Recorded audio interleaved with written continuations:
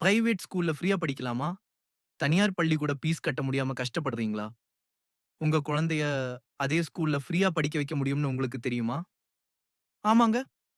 இந்தியாவோட RTE right two education சட்டப்படி எல்லா பிரைவேட் ஸ்கூல்லயும் 25% சீட் ஏழை எளிய மாணவர்களுக்காக ஒதுக்கணும். இதுக்கு நீங்க ரூ. 1 கூட பீஸ் கட்ட தேவையில்ல. இது யாருக்கெல்லாம் கிடைக்கும்? வருஷத்துக்கு 2,00,000க்கும் கம்மியா வருமானம் இருக்கிறவங்க, அப்புறம் ஆதரவற்ற குழந்தைகள், மாற்றுத்திறனாளி குழந்தைகளுக்கு இதுல முன்னுரிமை உண்டு. இதுக்கு முக்கியமா 3 விஷயம் வேணும். குழந்தையோட பர்த் சர்டிபிகேட், உங்களோட இன்கம் சர்டிபிகேட், அப்புறம் அட்ரஸ் ப்ரூஃப்க்கு ரேஷன் கார்டு, இல்லன்னா ஆதார். அவ்வளவுதான்.